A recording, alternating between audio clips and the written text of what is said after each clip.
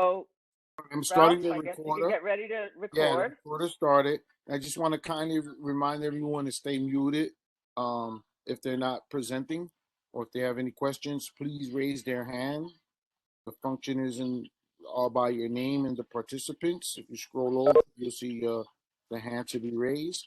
Those on the phone, if they want to raise their hand, is *9. And then lower your hand, *9. And if you are mute on the phone, it's *6. And you can unmute yourself by pressing *6. All right, Madam Chair. Thank you. All right, thank you, Ralph. I see my little speech made it into, hopefully every meeting is starting like that with Zoom. So yes, want to thank everyone for taking the time out this evening to join us for this meeting. My name is Maria Torres. I am the chair of the Economic and Municipal Services Committee for Community Board 2.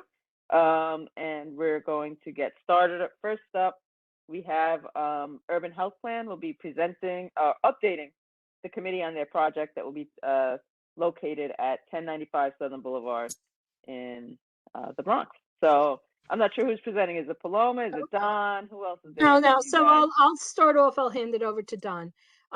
So thank you for the opportunity of coming before you and giving you an update on our project. We are ready to close on the financing of this building. Next week is the day. Is the time. So we believe that, maybe tomorrow, a week from tomorrow, we'll be all closed. And so as we had come to you when we started the development of the project, we thought that we would come and give you an update as to where we were, especially because we're going to start moving soil around very shortly. So with that, I'm gonna, we have a whole team of people with us.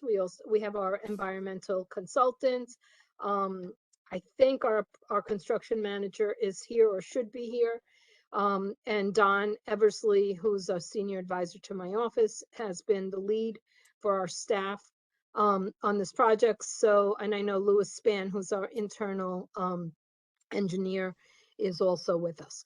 So with that, I'm going to turn this over to Don. He has a PowerPoint that he is going to run through with you. And then we're open to any questions, any comments, any thoughts that you may have. Thanks, Maria. Don? Sure. Maria, are you the one that put up the image? No, I have the PowerPoint, no, Don. that's Ralphie. So just let me know when you're ready to go, okay? Okay. Greetings, everyone. Don Eversley. I'm Senior Director for Capital Projects, Planning and Community Development and Urban Health Plan. And tonight we want to share you a little information about 1095 Southern Boulevard, which will be the site of our next facility in the South Bronx. Next slide. So pretty sure pretty much everyone knows where it is. It is the northern end of the block from our flagship El Nuevo San Juan facility between Westchester and 167. It's been a vacant lot for 15 years or so, at least. Next slide. So this is the site. It's about 100 by 100 square feet, vacant lot. And we're neighbored by a multifamily apartment building to the north. The second one to the rear, as you can see, the large building in the back. Commercial building to the south, and a number of single-family homes back on Simpson Street. Next slide. So, quick 1,000-foot issues. We're very proud that this project will turn a long-time community negative into a community positive by transforming a contaminated vacant lot into a healthcare center. Urban Health Plan purchased this site a number of years ago, knowing full well that it had been contaminated by prior users. And at that time, the organization made a commitment to both build on the property and to clean it up. This property is contaminated by a number of solvents and related chemicals that will be discussed a little bit later. And they've been here for quite some time. And if they're not removed, the community, and particularly the surrounding properties, remain at risk. Contaminants in the soils tend to migrate over time, and that will pose a continuing risk if it's not cleaned up. We have a plan for how to do that remediation work, and that plan has received approval at the state level. The building that we plan to put up is designed to fit into existing zoning regulations.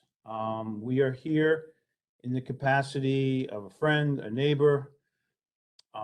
We have a 45-year and plus and change presence on this street on both sides of Southern Boulevard.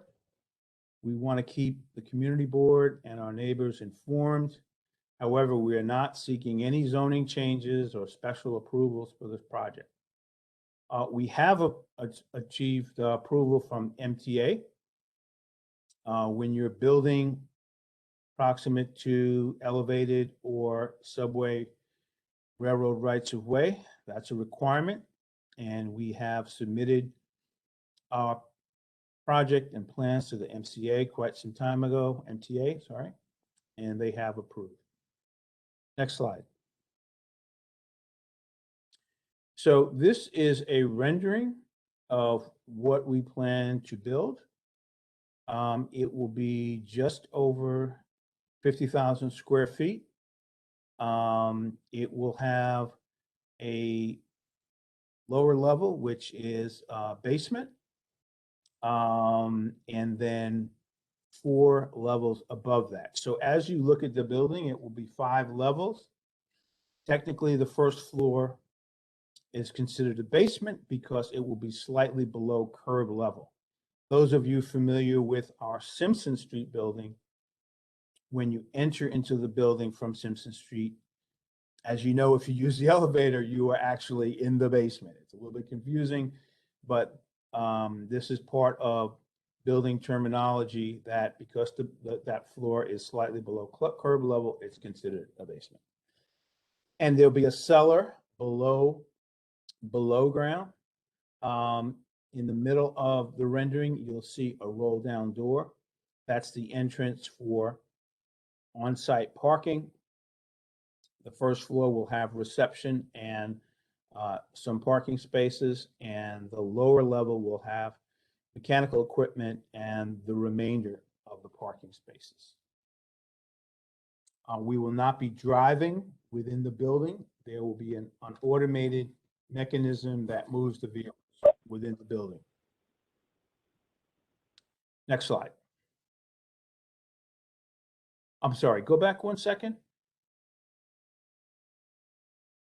Yes, so in terms of the site plan, it's very simple. It's a rectangle.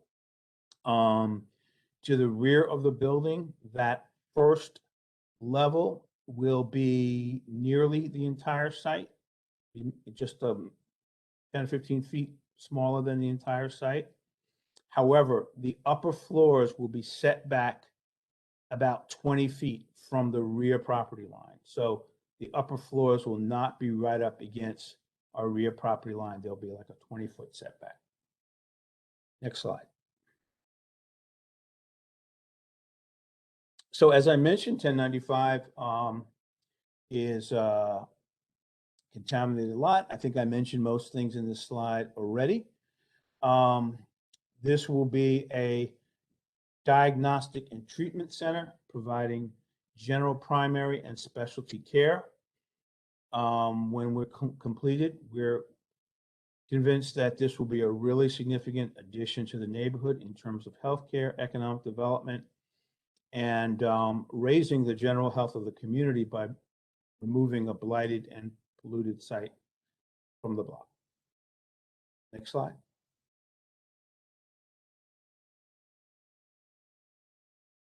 So as a nonprofit community health center, We are under the purview of the New York State Department of Health. That's our regulator. And anytime we want to build or expand a location, we go through a very detailed certificate of need process, which we have completed for 1095 Southern Boulevard.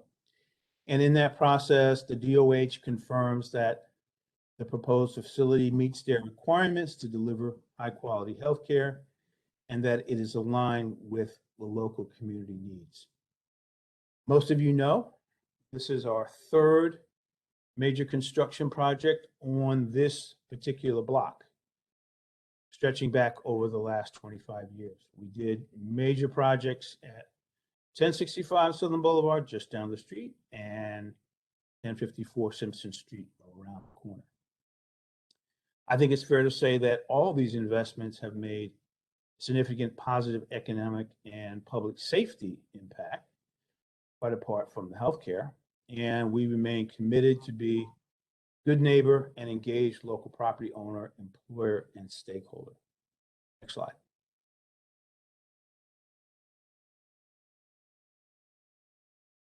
Site history. As many of you know, this was a commercial building stretching back years. There's multiple stores. I think at one time there was even an auto repair business at that location, and most relevantly to our discussion today, a dry cleaning business. The building was damaged in a fire and later demolished. Prior to purchasing the property, we performed an environmental assessment, and it was confirmed that the soil was contaminated with dry cleaning related chemicals, creating a hazardous condition to the community and a major impediment to it ever being developed, because once you have a polluted property, state requires you to remediate that, in other words, clean it to a safe standard before you can build something fresh. And there's a premium cost to that. So the average developer is not prepared to pay that cost, and many times, particularly in low-income communities, contaminated sites sit for years and years and years and continue to be blighted presence in the community. Next slide.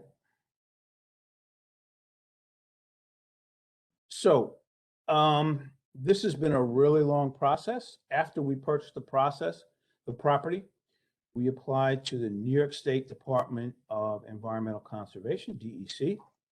They run a Brownfield Cleanup program, which is an off-the-shelf process to expedite, I use that in air quotes, development of these types of properties.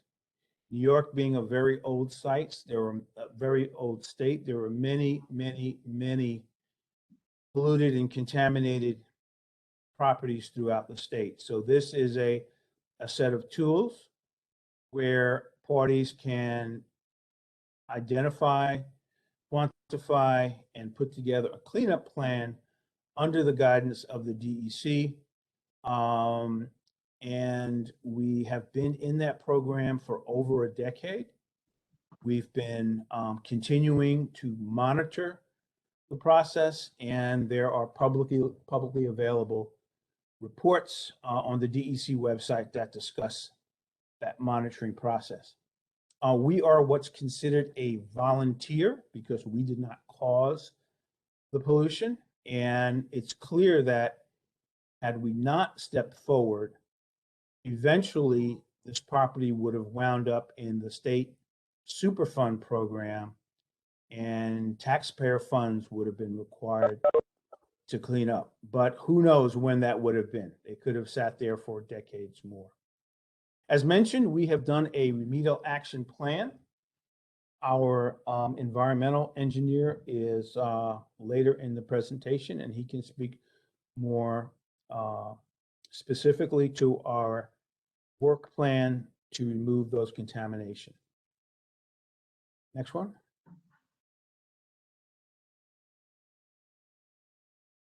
So we are in a very dense urban community. As you can see, we have properties to the north and south, commercial and residential. A month ago, we sent out letters to 9 adjoining properties. There are really 7 that are immediately adjoined, but we erred on the side of excess, so that we added 2 more properties back on Simpson that really just a corner of their property barely touch ours. We wanted to, most people know this has been a publicly known project for many, many years. In fact, we've been here at the community board, but we wanted to let neighbors know that we are approaching the point where we will commence work.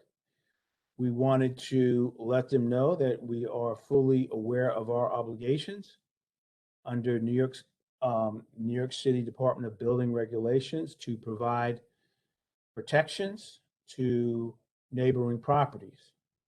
And like any landowner on the block, we are allowed to develop our property within the scope of the law, just like everyone else is, whether they decide to demolish their building and build fresh, or add on to their building, or do pointing or anything else.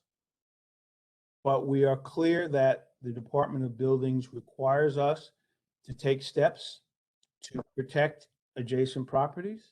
Each property is a little bit different in terms of the issues.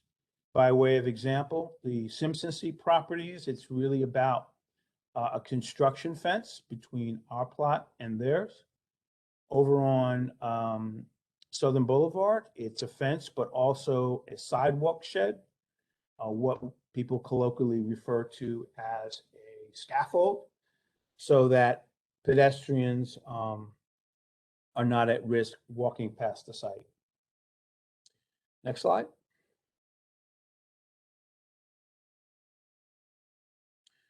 As mentioned, we have started the conversation with our neighbors. We welcome continued conversations with them. Everybody's issues are a little bit different, depending on which side of the building you are, how high your building is, and other factors. I will mention, in terms of land use, a couple of questions have come up concerning the land use procedures here in New York City. So the ULURP process, that's the Uniform Land Use Review process. ULURP only comes into play if this would be a New York City agency selling or buying a property, or if there was a requested change to zoning. So we're not a city agency, and we have not requested any zoning changes. So therefore, we are not subject to the ULURP process. We are building within the existing zoning envelope, and in fact, we're building less than zoning would allow us. Under zoning, we can go 80 feet with a setback at 60, and we're only just barely getting to 60. I think it's less than 60 feet in height. So ULURP doesn't apply. Similarly, there are 2 environmental review processes at play. There's one called SEEKR, which is the City Environmental Quality Review process. Again, that is would really apply if a New York City agency was either doing something or taking an administrative approval for us to do something. Not the case here. So SEEKR doesn't apply. We do have New York City funds, capital funds, as part of our financing package. However, those funds require either a SEEKR, that's City Environmental Review, or SEEKRA, that is State Environmental Review. So let me move over to SEEKRA, which is the New York State Environmental Quality Review process. We have 3 state agencies which are heavily involved with this site. I mentioned before, DEC, Department of Environmental Conservation, has been involved for probably close to 15 years. They remain involved because they are the preeminent agency that supervises environmental remediation. We also have the New York State Department of Health. They are our regulator as a community health center. And we also have the New York State Dormitory Authority, known as DASNY. DASNY is a financing organization that is also part of our financing mix, so they are involved. So we have had a seeker, the State Environmental Review, that was issued nearly a year ago. The environmental review found that there was no adverse impacts on the community. Had there been an adverse impact on the community, we would then have been required to do an EIS or environmental impact statement. So DASNY issued what's called a letter of negative declaration. Government, right? A letter of negative declaration, which basically says, no, we have not found any bad things from an environmental perspective that this project would cause. Kind of a double negative, but that's how they do it. That document is a public document. It is easily available. As a matter of fact, I Googled it 5 minutes ago. If you Google 1095 Southern Boulevard and SECRA, SEQRA, the entire report should be, unless you've been searching for some very strange things on your phone, the entire report will come up at the top of the page. And it's an interesting discussion because not only would there be no adverse impacts as a result of this project, the report actually lists multiple positive impacts, including environmental and economic. So that's a publicly available document for folks who want to see it. Next slide. We have on the phone, I hope, I haven't seen the whole list of folks, representatives of Langen Engineering, which is one of the premier environmental engineering firms in the country. And I'd like them to make a few more comments about the work of removing the contaminants, which will be the first stage of this project. Thank you, Don. Can you hear me okay? Yep. Yes, we can hear you, Gary. All right. Just identify yourself. Yep. Hello, everyone. My name is Jerry Nichols. I'm a New York State licensed professional engineer with Langen Engineering, working out of our New York City office. I've been working on this project since 2013 and appreciate your time tonight. I'm just going to quickly step through the environmental remediation that is planned for the 1095 Southern Boulevard project.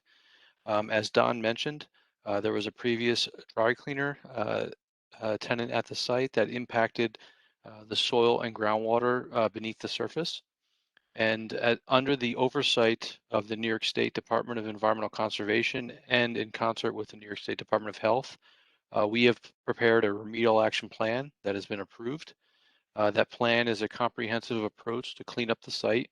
It involves removal of the former dry cleaning solvents and historic fill, almost down to bedrock in most cases, installation of a watertight supportive excavation system, dewatering within that watertight system, and pre-treatment before discharge to the city sewer. During that remediation, we will conduct community air monitoring that will monitor for volatile organic compounds as well as dust and ensure that no dust or VOCs or volatile organic compounds leaves the site, and any action levels or alerts are promptly dealt with in conjunction with the remediation contractor and the construction manager. we work hand in hand with the state case manager for the Department of Environmental Conservation, and we anticipate that this cleanup will deliver what is called a Track 1 cleanup, which is the most strict or the most clean version of cleanup approved by the state. There's tracks 1 through 4, and we're going to get a track 1 at the end of the project and deal with all the contamination within our site boundary.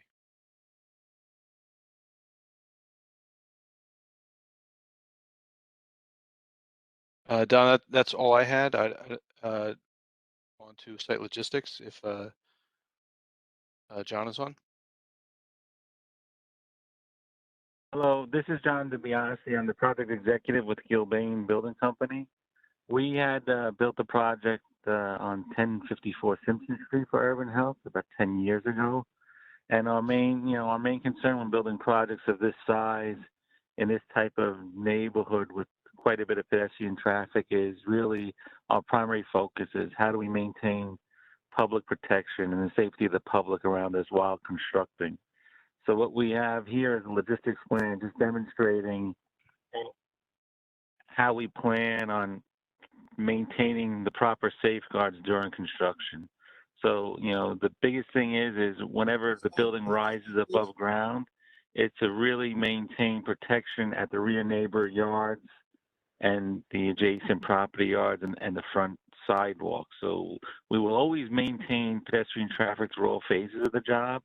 The walkway for the pedestrians may start and perhaps in a parking lane out in the street, but they'll always be protected.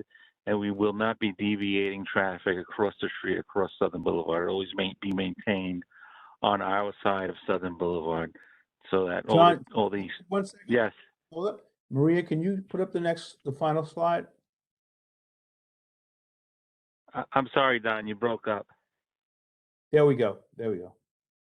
No, she just hadn't put up the logistics plan. It's on the screen now. Okay. So as you can see, when you're looking at the logistics plan, we during the foundation phase of construction, we need as much space as possible within the site. So what we'll do is and to allow for our trucks to enter the site and contain the trucks and all the vehicles or cranes and excavators that we have within the site. So what we'll do is to maintain pedestrian traffic, we have a sidewalk shed, which is an overhead sidewalk shed, which maintains the safety of the public so that everyone can walk and traverse across our site along Southern Boulevard. To the rear and the north and south properties of the site, there's some sheds in the backyard there. So in addition to us installing a construction fence, we plan on putting overhead protection over the shed so that any of our work above, if anything were to, perhaps anything to come off the building, at least everything is protected per the DOB rules and regulations. So we plan on installing sidewalk shedding across the rear yards to protect anything in those yards. And our main concern on the south neighbor to us is, I believe there's an adjacent rear yard. I think there's a preschool there. So our main concern there is really protecting that facility and the yard. So we'll have full overhead protection on that yard also. But throughout each phase of construction, our goal is to be friendly neighbors, to communicate with the neighbors, to keep the neighbors informed. You'll have full access to our full-time site team. We have a licensed site safety manager on site all the time. So, that's the way we operate. So we really, if we set up the project right in the beginning, maintain positive communications with the neighbors and make sure all their concerns are addressed, it would be the start of a good project. That's really all I had, Don. Thank you. As mentioned by John, Gilbane was the construction manager on our 1054 Simpson Street project, which was 10 or 11 years ago. A similar project in the respect of working in a tight urban environment with a number of neighbors. And I think we developed a good strategy and a good set of relations in successfully completing that project. And we look forward to doing the same now. The final comment I make before I throw it back to Paloma and any questions is that in respect of the neighbors, there are different issues with each one, and we'd be happy to address the individual concerns of the various neighbors and keep the progress and process transparent and cooperative going forward. And other than that, I thank you for your time and attention. Yeah, Maria, that's all we have. That's our presentation, our update. I welcome any thoughts, any questions, any comments anybody might have. Okay. Okay. So I see Bobby has his hand up. So Mr. Crespo.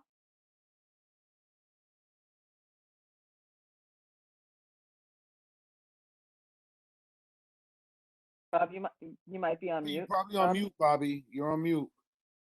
There you go. I'm sorry. How you feeling? I'm sorry about that.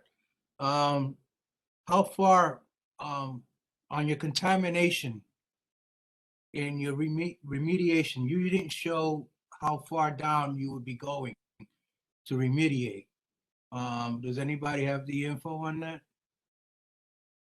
Yes, we'll be going down approximately 20 to 25 feet to get to the contamination.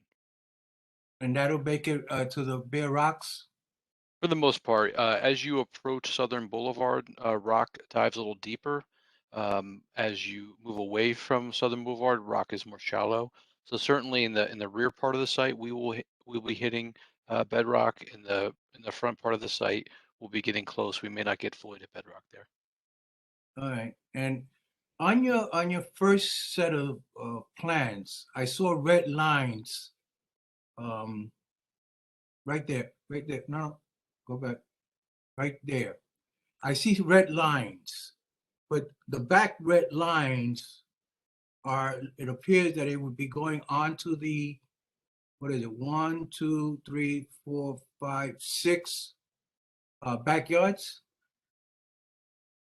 No, that's just an image That's correct. from the city's planning website. That those dashed lines is just to identify that site. That's not a site plan. So that's not the footprint of the building. So the footprint goes all the way to the backyard of those houses? The footprint goes up to the edge of our property, yes.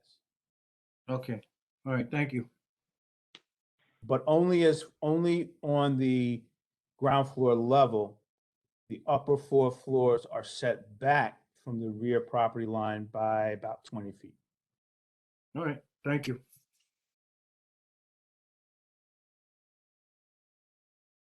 Okay. And looking, I don't see any other hands up. Does anybody else? Last time going. And so I guess one last thing. I'm sorry. And the time frame of all this, because you guys are getting ready to get to do the closing with all the financial parts. What's the time frame you're looking at for all of this project? Louis, are you on?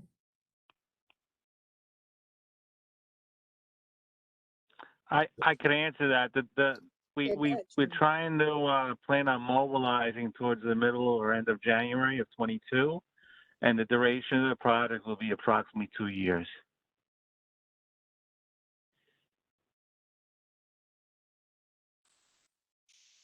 Okay, thank you. January 2022 and approximately 2 years. Gotcha. Okay. Sorry about that. I couldn't get off of mute. If there's no other questions or comments, I think we're gonna move to our next presentation. So thank you very much, Paloma, Don, and your teams with Gilbane, and I'm sorry, I can't remember the engineering firm. Thank you all for your presentation. And you are free to go and enjoy the rest of your evening. And and now I get to sit with all our best friends at EDC. I may stay All right, on thank you. for this. Okay, take care. Right. Have a good holidays. Happy You holidays. too. Happy everyone. holidays. Enjoy. Thanks, Maria. Thank you, Paloma. Thank you so much. Thank you, Ralph. Thank you. Thanks, Bobby. No problem. So with our next presentation, Fernando and company,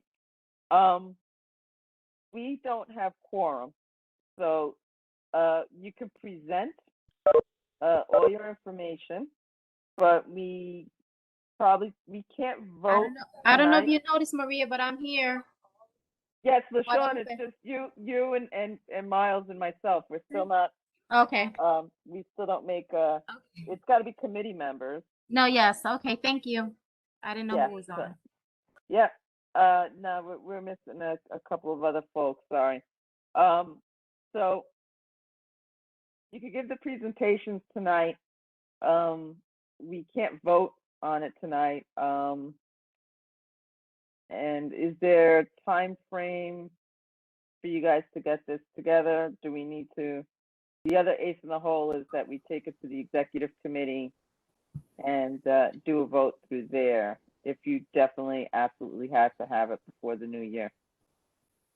And Bobby, is your hand up again, or you never put it down? I never, usually you guys do it. I don't have those controls. That's a Ralphie thing. Oh, all right. Good afternoon, Maria. Hey, Fernando. So I think for one of our items, it's not a voting item for the Hunts Point Yep. Forward recommendations, but there are two items, the Crasdale solar installation. That's a PDC letter of support. I don't know if we would need a vote on that per se, or if a letter just from CB2 stating that the presentation was made is sufficient for the PDC. And then we have a letter of support for a FEMA grant that we would probably need a quorum vote for. Yeah. Hi, Do you need it? Fernando. Yes. Oh, Do you? I'm sorry. Do you need it by the end? Do you need it for the December full board? Yeah, I'm gonna let my colleague Malia, who's on the call, jump in. Malia, do we need this? We need this before the end of the month, right? for Crasdale PDC review, yes, and our understanding is it doesn't require a quorum vote, but we like to present the project for you before you provide that letter stating that you've been given a debrief on the application. Yeah, that's what I thought. So we don't need I believe a quorum for that letter. But for the FEMA brick letter of support, we would. So there's two items on our agenda that don't need a quorum, but one of them would. For the FEMA brick. Okay, so there's a little bit of timing flexibility, but we do need that soon, close to the new year. So yeah. Okay, so I'm just gonna I just gotta go to Bobby and Ralph for clarification. What they're describing is that they need a letter stating that they made a presentation. That's what they need. Okay. However, So then that's in fine. the past with EDC, that's always went to a vote. So I understand what they're saying, but this community board votes on any letters that are going out. So without quorum, we can't vote on that. It'll have, Okay. excuse me, Maria, it'll have to go to the executive committee and then it'll have to go to the full board. Okay, so for it to go to the executive committee, we should still hear the presentation tonight and then present that presentation to the executive. The executive then votes on that, and then they all meet again at the full board, right? Exactly. Okay, so tonight you're gonna do your full presentation. We cannot vote on it tonight, but then we will take it to the executive. Do they need to be present for the executive committee meeting, Bobby, or is it just our review of what they did? It would be helpful if they make themselves available for the executive committee. We would put them number one on the item. So like that, they can make their presentation and then they can leave. But I still have to hear what what other concerns come up on the project. Okay, so so just with all that clarification, I'm going to say, Fernando, go ahead with all of your presentations. We will hear them all tonight, but then again, you may have to come back and just do the two that require the letters of support on the Monday, December 15th. Wednesday, the 22nd is the full board meeting. Yeah, but but they got to present it executive, so that'll be Monday the 21st. So then if they're going to present at executive, they don't need to present tonight, right? No, Bobby. We got to make sure we have quorum at executive also. Okay. So it's up to you. You decide. We should be getting quorum for the executive committee. I mean, there's only 8 of us or 9 of us. There should be quorum for that. I can't take it. You know, they have to at least be at the executive committee meeting, so like that we can ask questions and have some answers if people wish to ask questions at the full board meeting. So at least at the executive committee meeting, they should be available. So should we vote? Should we present on the 2 items that need the quorum tonight, or should we hold those presentations for the executive committee and just present on the item that does not need a quorum vote? Just give us your presentation on the 2 that don't need it right now, I would say. And then, you know, if you have enough time, you may do it today, the other 2. If not, you could wait till next week. Okay, so I think what we'll do, just for time's sake, is that we'll present on the item that does not, which would be the Hunts Point Forward. And then since the board believes that, I guess I'll leave it to Malia. Do you think that we should present on Crasdale today, or should we just wait till next week to if we're going to need a quorum vote? Right. So we have Crasdale's representatives and design team with us tonight, and I don't want them to have to present twice. Yeah. I think that would be unnecessary. So, but let's let them log off now if that's the decision, so we can free up the rest of the meeting for them. Yeah, so I think what we'll do is we'll leave Crasdale and the FEMA brick letter for the executive meeting, and we'll just do the Hunts Point Forward presentation today. Okay, so that's what we'll do, and then we'll see you again on Monday the 21st for those other voting items. And my apologies that you know, we did not have quorum tonight, but you know, getting to that time of year, I guess people are vacationing, checking out, that sort of thing. So I guess let's go with the Hunts Point Forward, the draft recommendation. Perfect. I will pass the baton on to my colleagues, Judah and Judah, who I think will be presenting. Yes, thank you.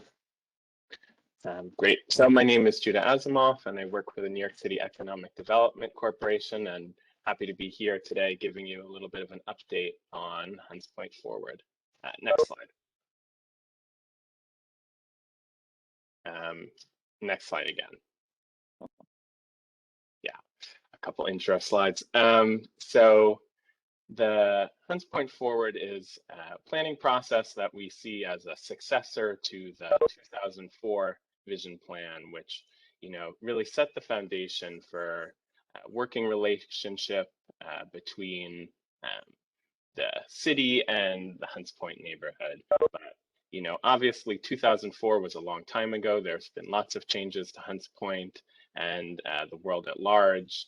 And we heard loud and clear from local stakeholders that there was a need and interest in creating a new planning process to come up with a new plan. And we really see Hunts Point Forward as something that will memorialize long-term priorities and really set an agenda in Hunts Point for years to come. We see it as creating both a pathway to implementation with concrete next steps that support the neighborhood's recovery and development, So a mix of kind of short-term recommendations that can be achieved in the next few years and some that will take a decade or more.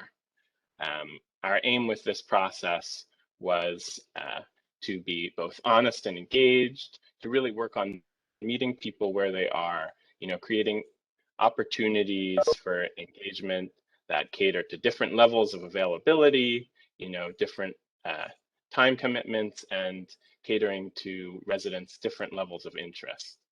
We've also been working to build a shared understanding of the opportunities, challenges, and goals facing Hunts Point, and we've really worked to create a transparent process, to clear barriers and be really honest about the possible solutions that we see. Next slide, please. And we've worked with a host of different local stakeholders. We've also worked with a number, as you can see, of different city agencies. And the goal there was really to ensure that all of the city can buy into this plan and that the city can be really talking with one voice. We've been lucky to have an amazing project team with deep roots in the Bronx. Next slide, please.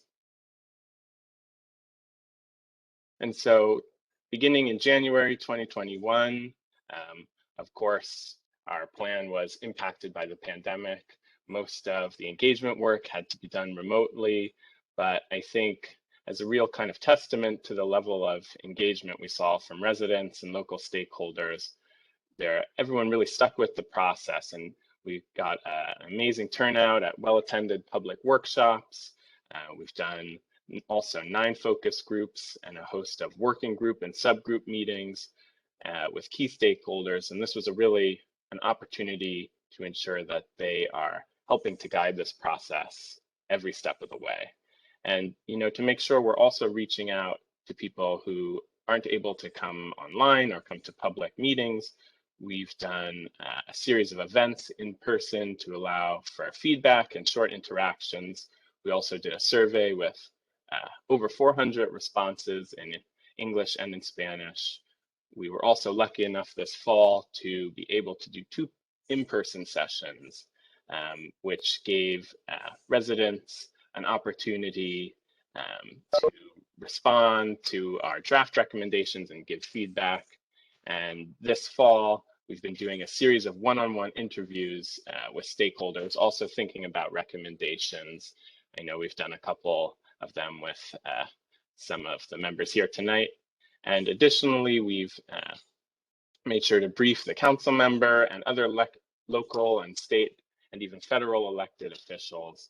And we've attended many meetings like this and the Hunts Point Longwood Community Coalition. Next slide, please.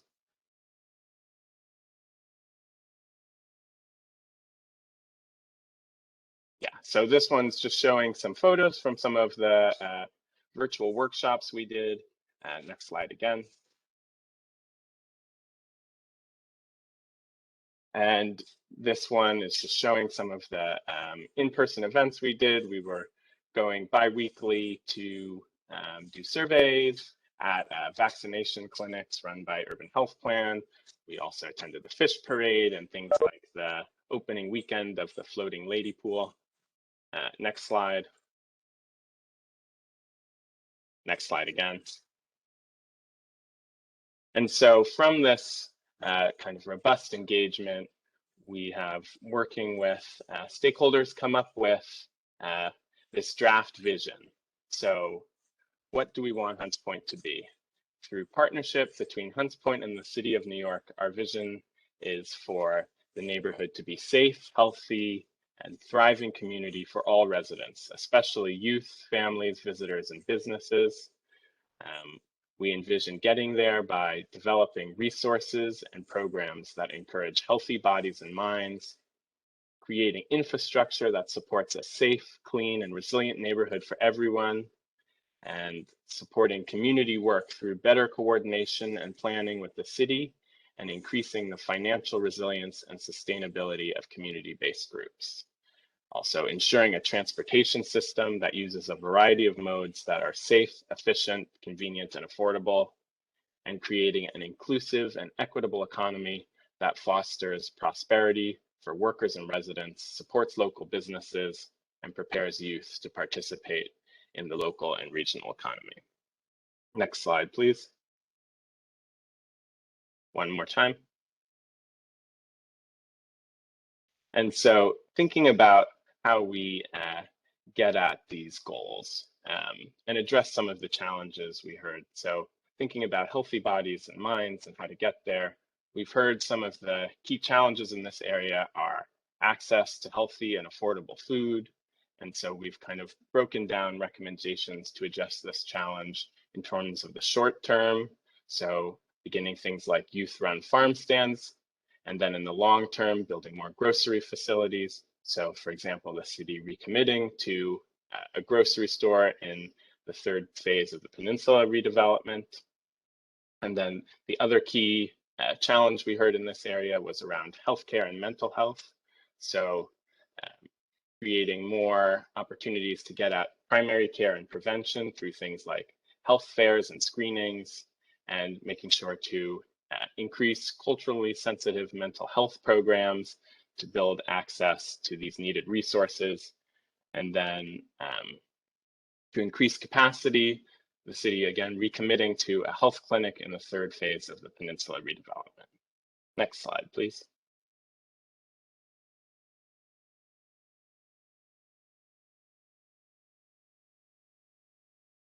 And then to achieve this vision of a safe, clean, and resilient neighborhood, one of the challenges we heard was access to public space. So improving access to parks through things like expanding Barretto Point Park and improving garbage collection to get at some of the maintenance challenges we heard a lot about. And then making the FDC more industrial, resilient, and sustainable center. So working to improve energy resilience and make the FDC less vulnerable to flooding. Another key challenge we heard was around heat vulnerability and air pollution. So recommendations include planting more trees in Hunts Point, continuing to work on efforts to reduce truck pollution through electrification of trucks and promoting other modes of transportation, and then really getting at ways to provide heat protection and relief from high temperatures through things like more shade structures, misting features, and continuing efforts that groups like The Point have already began. Next slide, please.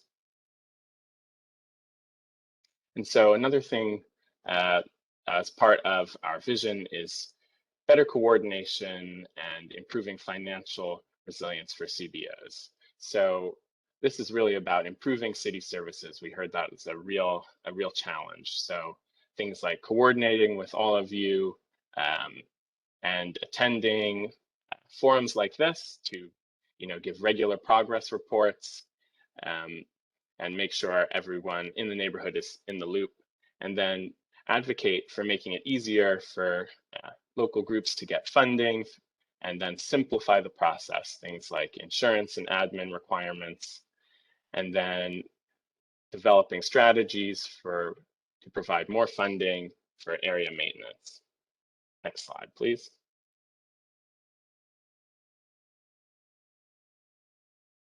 So to get at creating a safe, efficient, convenient, and affordable transportation system, one of the key challenges we heard was around access. So we're focusing on ways to make streets safer and more friendly to pedestrians, looking at key problem intersections and improving Hunts Point's bicycle network, and then ensuring that when the Metro North station opens, it's affordable for residents and workers to use Metro North to commute where they need to go.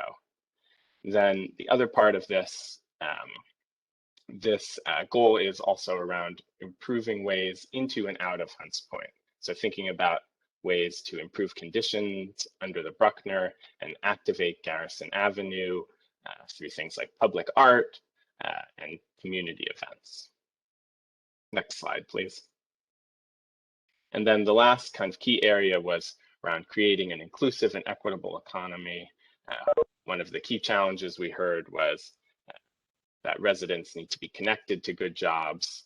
So part of this is making it easier for residents to get jobs in Hunts Point through things like job fairs at the FTC, making it easier to find job postings in a central location. And then it's also about overcoming the barriers to jobs. So working with high schools and working to expand programs for adults and youth, and then addressing tech challenges, things like internet access.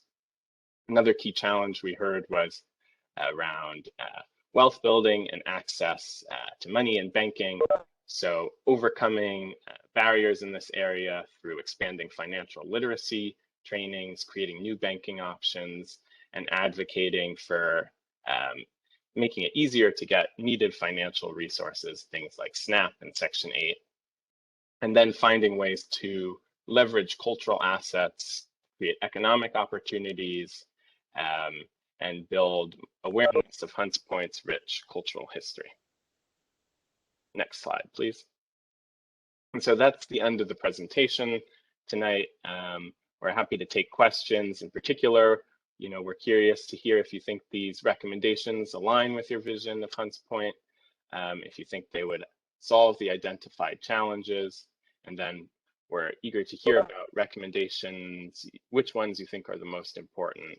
And then, of course, if there's anything missing, and you can feel free to tell us if some you feel like totally missed the mark. Thank you. Hi, how are you? I'm Alexandra Guadalupe. I'm a board member. Guadalupe, hold on, Guadalupe. You gotta raise your said hand. anybody but would have any let questions? Maria- Let Maria. No. We normally, I'd like to, No problem. Sure. check it out. Hold on one second. I just gotta expand my screen here. Okay, so Ralph has a hand up, then Alexandria, and I think that's all we got on here. Okay, so Ralph and then Alexandra. Alex Go can ahead. go first, and she already started. She can go first. Go ahead. I'll go after her. Okay, so go ahead, Alex.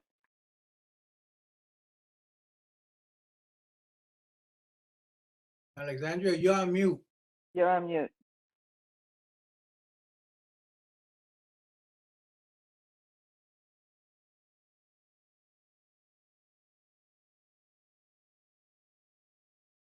Oh, sorry. Okay. I couldn't there you I go. couldn't unmute myself. I really am liking the idea of having like a specific place where people have the opportunity to know, well, I can go here to find work. Besides, we have other locations like that, but I like that you incorporated that into the vision. That's all I have to say. Not a question. Thank you. Well, thanks for sharing that. And we definitely heard similar sentiments from a lot of people. Okay. Ralph? Thank you, Madam Chair. I just want to, I'm a big fan of EDC and what they're doing here. I just want to make sure that everyone is aware of this concern of mine, which is that EDC is the largest landlord in our district, right? They predominantly own all of the peninsula, the produce, all the IBZ. A lot of it is EDC, Anheuser-Busch, Cransdale, produce, fish market, meat markets, right? It's all EDC land, and EDC is now the gatekeeper of the funding that this is coming from, because this is all coming from starting with Rebuild by Design. And I just want to make sure that there's equity spread out, and that EDC is not going to just fund their properties and their tenants and make their tenants' businesses that much more better with funding that should go throughout our community for our residents also. So I just want to make sure that everyone understands that EDC is the gatekeeper here, and what they're proposing all sounds good, right? But we don't know how much of that is actually going to happen.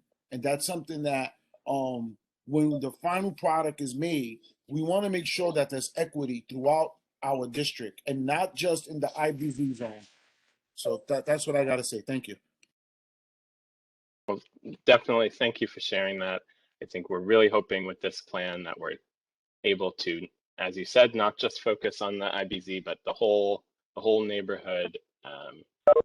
And we're working to ensure that we are able to fund as many of these recommendations as possible. And we are, committed to continuing to follow up at forums and things like this and continue the conversations. Yeah, because the original funding we got from the federal government, from HUD, from Sandy, was $20 million. And EDC kicked in another, I think, $45 million. I know there was some money already spent of that, but there's still a large chunk of money still there for a lot of these programming. And like I said, I know we was already discussing the generators, the secondary generators. We discussed the flood line protections. And this is all still part of that. The Hunts Point Forward is more or less still part of this because that still isn't moving yet. And everything is supposed to be discussed during the Hunts Point Forward meetings. So I just want to make sure that there's still transparency from EDC side with all of this. Right. Thank you for sharing that. Thanks. And I just wanted, though, to clarify that, the HUD funding is not for this Hunts Point process. We're with this process hoping to include all the work going on in the neighborhood. That was through some of particularly for some of the energy resilience and flood resilience issues. And I think there'll also be another update on that at some point, either this meeting or next one. Okay. Thank you. Bobby, I see your hand is up. Yeah, thank you, Maria. My question is may sound a little dumb, but when you showed your overlay of all the agencies that were involved in this particular project, I never saw CV2 in it.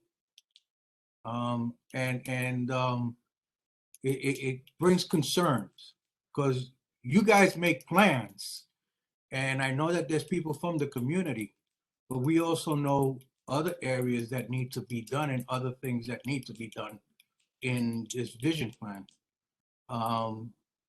And I know you're giving us a time limit down the road, but if we would have been there from the beginning, I think some of what Ralph just finished saying wouldn't be in our heads right now about the money that wasn't used before.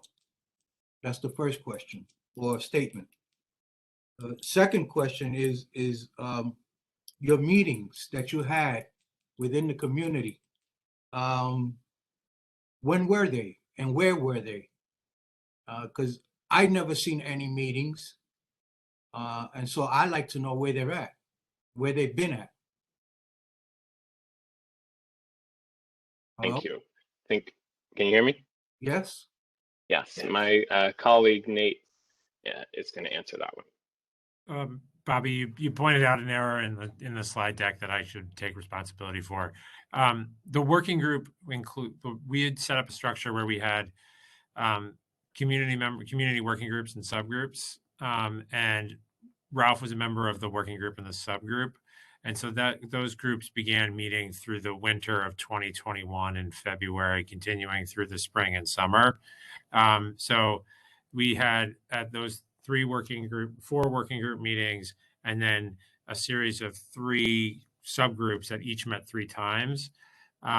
So we tried to, we had Ralph included on those. And so I honestly, I should have had a better slide there. So I'll say that because our intention has always been to have the community board as part of this from the very beginning. And then to your second question, the public meeting, we had a first one in February that was remote. We had then 2 of them in September. We had one with the Hunts Point Alliance for Children during their back to school event at the Oneida Ball Fields. And then we had a second one on September 30th in conjunction with the Greater Hunts Point Economic Development Corporation and their business lunches. So that was on a Thursday at Anheuser-Busch. We had, for the first one, the remote workshop. Was that the ribbon cutting one that you guys thought? It was right before the ribbon cutting for Crasdale. That's right. It was right before that. That's the one, Ralph, clear my head. Was that the one that we weren't invited to? We were not invited to Crasdale's solar power ribbon cutting, which they're seeking a letter from us now. So there's a little irony there. Okay. We were not invited. And I know that the council member was a little upset because he thought I was going there. And I said, no one's reached out to us from either Crasdale or EDC regarding this. And I know sooner or later they're going to need to come to the community board seeking what they're looking for now. And I was going to mention that since they're not presenting, I did not want to bring that up. But since you asked, yes, that's the one that they did not invite us, Mr. Chair. Thank you. Okay. So, and then to a second point on the, so the first on the remote workshop, we had about, I'd say about 125 people attend that. So I think like we were happy with that attendance. Certainly would want more, but given the pandemic and it was remote, I felt like we had a good group of folks. We also, then we presented to this committee following that presentation. And then in September, we had roughly 100 people at the backpack giveaway and probably 40 people at the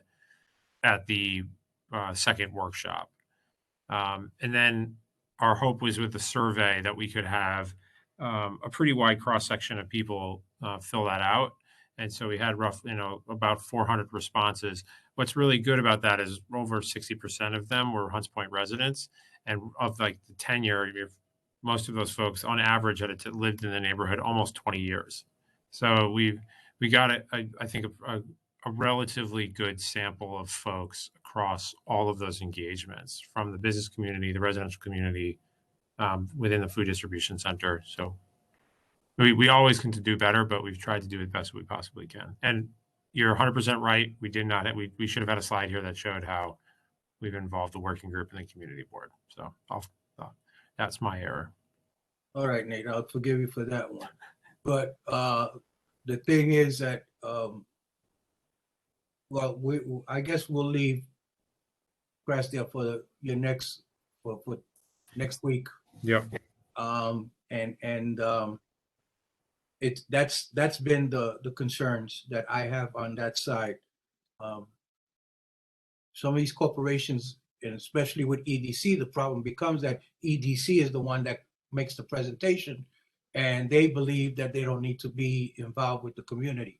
And that's not, it may happen in board 1, it may happen in board 3 or wherever else, but in board 2, we want all companies to be involved in our community. Not just get a letter of support and goodbye, see you later, Charlie. No, none of that stuff. So I don't know where that's going to go, but thank you for answering my questions.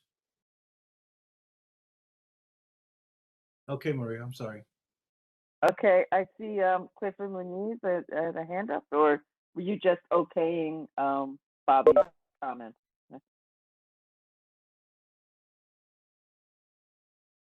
Yes, Madam Chairperson, that was just it. Okay. Okay, so basically, yeah, EDC and Pratt and the other groups that were a part of the project team spent a lot of time trying their best, especially during COVID, to try to meet people where they're at and get as much community involvement as possible for this project. And so we thank you for that. And I guess full disclosure, I'm part of the Hunts Point Longwood Community Coalition, and that was one of the partners with that. And the group presented at those meetings on a monthly basis. And Ralph is also present at those as well. So CB2, myself, Luis Marrero, who is also a member of CB2, are also present to hear those presentations. This shows a lot of work that went into coming up with these recommendations. And so we thank you for that. It's always going to be a question of how it gets implemented. And that's where the real, the stuff comes out, right? Is we can make good lofty goals and have great plans, but it's all in how it's able to come to its fruition. So as you say, the work is really a lot of work went in, but the work is really just getting started to try to see these things through to make Hunts Point as best as it can be. Are there any other questions or comments? Okay. Okay, so with that, I guess we're gonna see you guys. We'll see you all again and hopefully next time we'll have the quorum to do it. And we'll be talking about the Crasdale solar as well as the FEMA, FEMA brick? I have a question. I'm sorry, Maria. Okay, Alexandra, go ahead. Yes.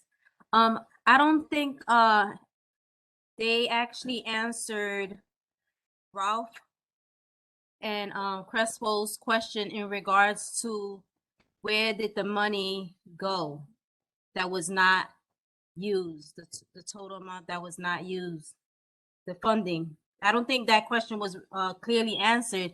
He clearly answered all the meeting questions where the meetings were held, but I don't think Nate answered where the money. Could you repeat that question, Crespo, that you asked about in Ralph in reference to the funding that was provided that wasn't fully used? Yeah, no, we just, I think that what Ralph was trying to say, and I'm trying to say is that this money that was not used, stated by I think it was Nate, that we need to follow up with that on that side, with that $45 million project that needs to be followed up with, as well as the other 20 that they're talking about now for this particular project. But yeah, you're sort of right, Alexandria. So, yeah, Alexandra, you're right. So this was on the agenda for tonight, but actually the presentation is about that funding, which is part of the Hunts Point Resiliency Project, will be handled in next month's agenda. Unfortunately, I'm not working on that project, so I'm not able to speak in detail about it, but it is on an agenda. It was supposed to be tonight, but for reasons I don't know, it's next month's. Okay, great. Thank you. Yeah, so I mean, if you're on the committee, it will be they'll have the whole project team will be there next month. Yes, I'll be there. Thank you. Yep. Okay, anything else? Okay, so with that, I thank you all, and I guess I'll be seeing you all again pretty soon. Probably before the holidays, right? I think if we're before that, so I won't wish you all, just in case whoever doesn't make it, have good holidays and stay safe. And we just have to go to Ralph, if I could see the agenda again to say, what is it? We're up to old business.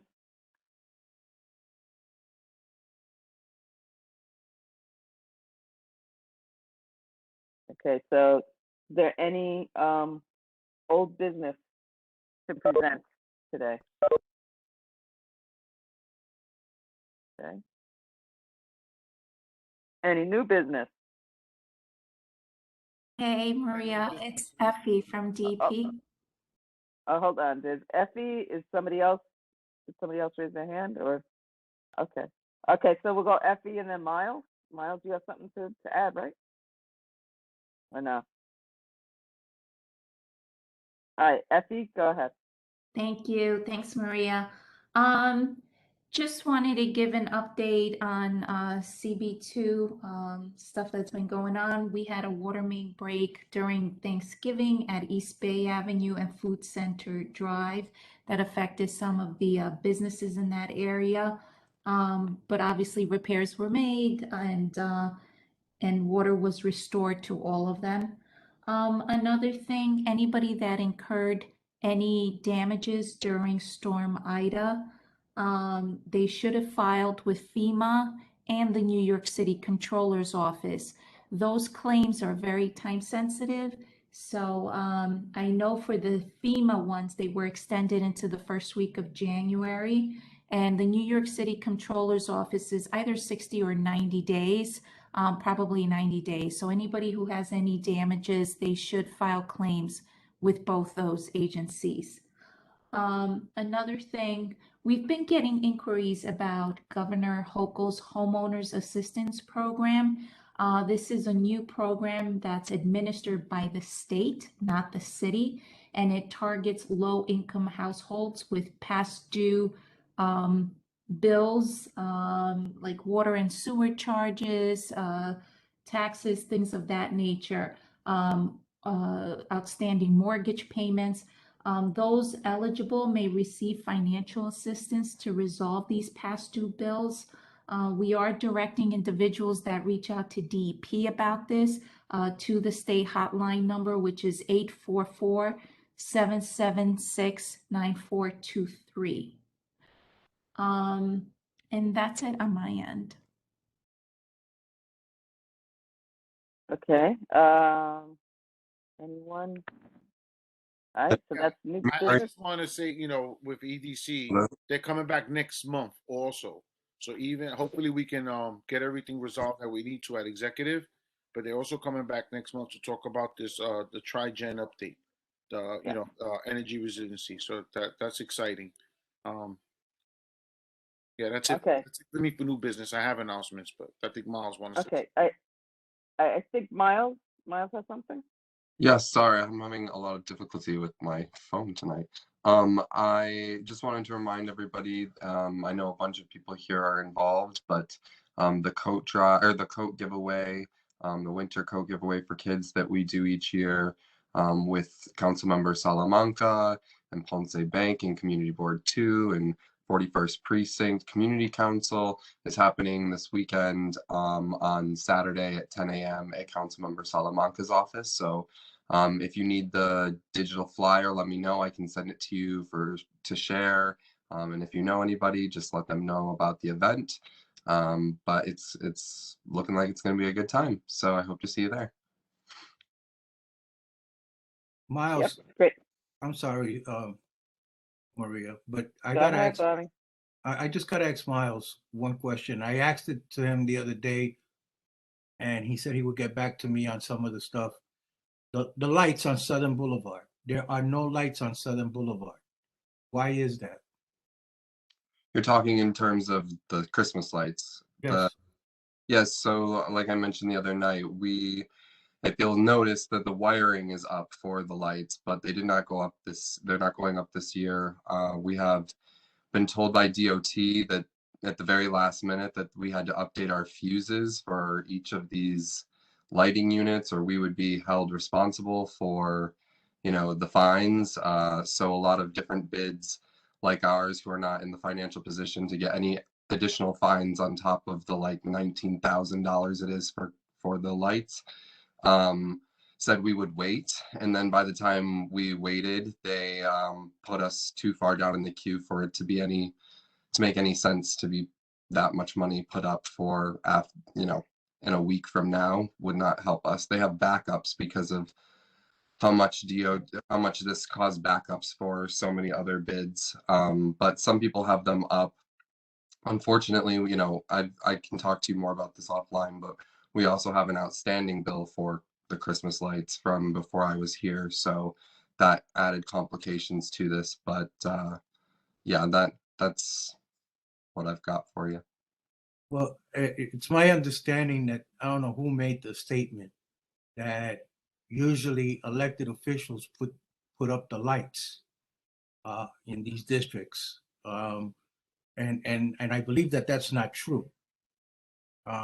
Some districts may have elected officials that do it, but ours gives the coats out to the community. So I don't understand why they would make that statement about Councilman Salamanca, which is not true. I assume you're talking about me. Is that what you're? I'm speaking to you, so I'm asking you: is this something that is going on in the bid? Because even though I haven't been at some of the bid meetings recently, I'd like to know if this is true. Has any of the board members or yourself made mention that the councilman should be putting the money up for these lights? Well, I may have mentioned in a meeting that that when I applied for discretionary funding last year, I included the lights, and that we didn't get the normal amount that we usually get in discretionary funding to cover, just we have it for the coat drive, but the additional money that we get, usually we get $23,000 or more. This year we had $13,000. And that's not all just the council member, but we had a year with COVID and everything. So I said, maybe you're referring to that when I said, that in some districts they have the luxury of having, extra discretionary funding used during their holiday season. I mean, when I worked for Councilmember Cohen up in the North Bronx, they have Jerome Gunhill bid and the Kingsbridge bid. And I know that we put money towards those lights. That's a different district with different needs and different organizations. And I wouldn't pretend to even know, how strapped the council member is when it comes to discretionary requests from different organizations that have a lot of needs in the district. But if you're referencing something I said saying that somebody isn't doing a good job, that's simply not, my intention or anything that I said. I'm just saying that like $20,000 for Christmas lights when they're not going to be up the entire season that they were supposed to be, and then we have the likelihood of getting fines because we have outdated fuses, doesn't seem worth it to our organization when we only have $200,000 per year between the council or between the coat drive and the Christmas lights. That's over $30-something thousand. So that's a lot of money when we have a $200,000 budget and we have an increased need for sanitation all summer that has put us in a budget shortfall. So these are things that add to it, but the initial reason that they didn't go up from the start is because of the DOT announcement that put many bids behind. I mean, Third Avenue does not have them up. Bruckner does not have them up. There's a lot of different areas that don't have them up because of this. Thank you. Okay. So I guess we're in the announcement section. Ralphie, you said you had an announcement? Yeah, Miles said it already. I wanted to just announce about the coat drive this Saturday. So thank you, Miles. I'm good. Thank you, Madam Chair.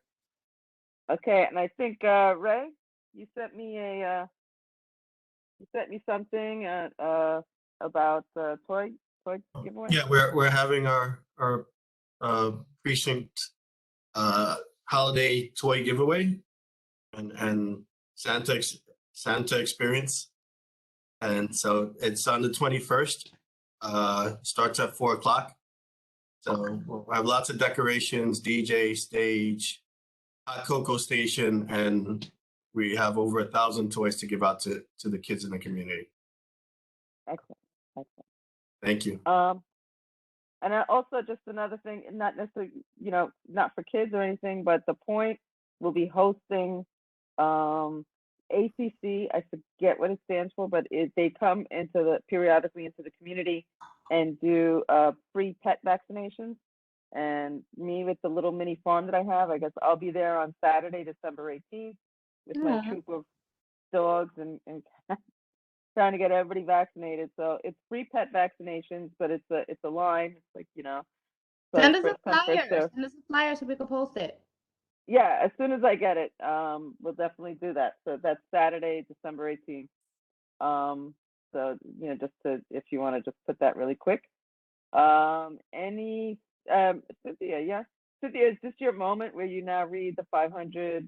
Yes, of course it is. Of course it is. All right, it's 7:30. All right, no, I only have one thing to say. So, Urban Health Plan, they're doing a holiday food distribution over at Field of Dreams Park, the corner of 167 and Southern Boulevard, Thursday, December 16th from 11 a.m. to 3 p.m. You got to bring a shopping cart and it's while supplies last. That's it. The end. Okay. All right. So here's one of the guys that's going to get vaccinated. All right. Thank you. Thank you, Cynthia. And that was nice and brief. You didn't take over the meeting like the last time. We're always happy with that. All right. Be nice, Maria. Be nice. All right. With that, I know we don't have quorum, but I think I still need you can close out this meeting. You can end the meeting without a quorum. You can close it. Oh, thank you, Lord Jesus. I don't like to bring him into to politics. Okay, so with that being said, we'll be adjourning tonight's meeting at 7:30. Thank you, everyone, for coming out. And like you said, I know it's difficult this time of year, the holidays running around. thank you for taking the time out, and see you all. I will actually miss this month's full board meeting, but so I wish everyone a very happy holiday, safe and happy new year, and may 2022 be, be more prosperity coming to all of us here, and good health for everyone. Maria, just so like that we don't forget, make sure that somebody has the information for the executive committee meeting on items 1 and 2 that was presented. It might have to go down to Miles or LaShawn, I guess, because they were both present. So I will try to, I'll be in touch with Cynthia and Ralph to make sure that they get, if they have to present at the meeting. Or Cynthia can handle it too, either one. Or Cynthia. Yes, I will. I did my minutes, and the presentations are all there. So Okay. thank you, everyone. Thank you. Thank you. Happy holidays. Happy holidays. Holidays. Take care. Bye, guys. Happy holidays. Happy holidays. Good night.